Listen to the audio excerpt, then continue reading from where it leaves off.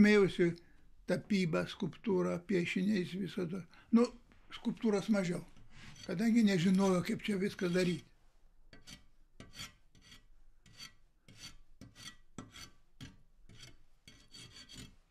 Tėvas sako, tu eik mokytis, o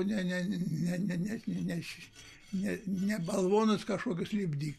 Bet man patiko, reiškia, šitą padaryti, kokios darbelį, ten, tarp kitko, Biržuose labai gražus portretas pastatytas.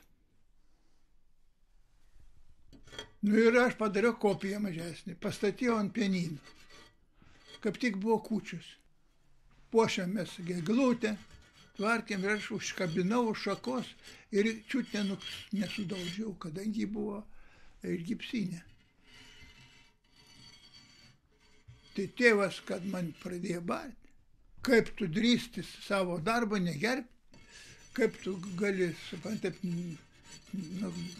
tiesiog paprasčiausiai nerangus toks, darai tokius dalykus.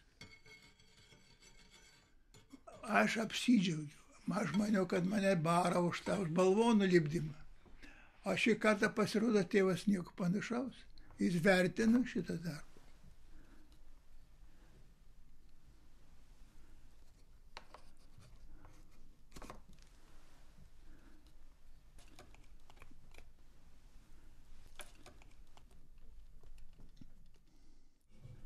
Kadangi užėjo karas,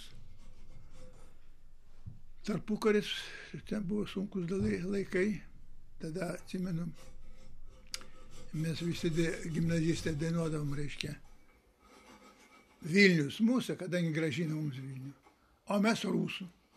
Nu, jie tik užgirsta tokie, grasindavo mus, bardavo, reiškia, tokie dalykus. Nu, panašus dalykai būdavo.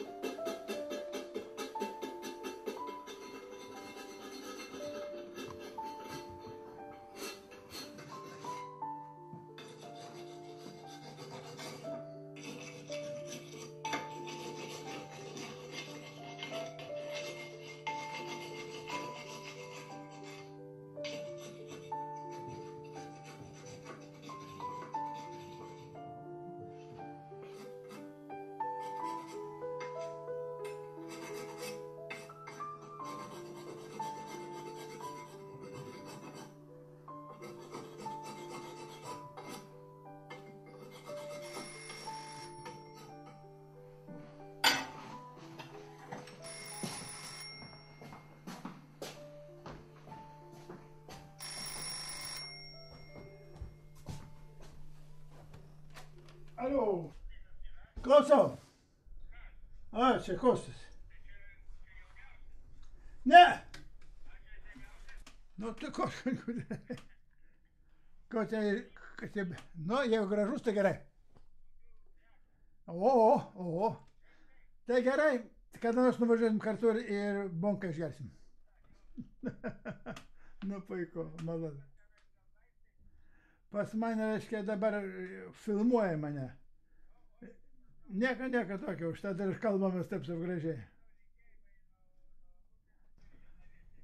Nu, tai bravo, te. Bravo, mano švogeris išgyrė mano darbą. Sako, Kaunas neturi tokio paminklo kaip Jonava. Tai gerai, kas čia tokio?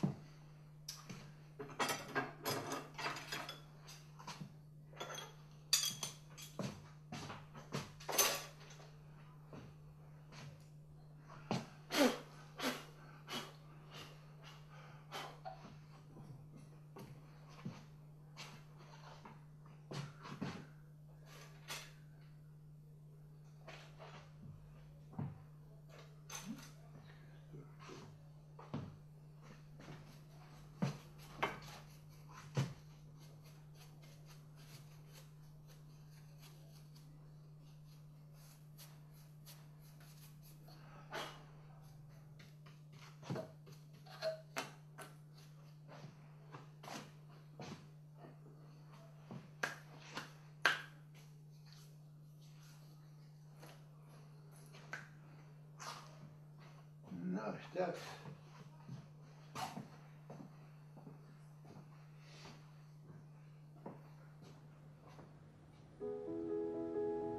Vilnius, mūsų sostinė. Pats gražiausias miestas pasaulyje tai yra Vilnius. Ir jokių kalbų, aš nenkėčiau. Ir buvau Paryžiuje, buvau ir kitose miestuose, tikrai gražūs, labai gražūs. Negalima lyginti su mūsų, aišku. Bet Vilnius savo aureolę turi, savo architektūrą, savo tokią aurą, kuri jaudina kiekvieną lietuvį. Man galima pridėti tą prasme, kad aš pats bajoras, tai man labai daug svarbaus turi su tai, kad čia karalius buvo, Mindaugas. Vienu žodžiu, Vilnius tai yra karalių miestas.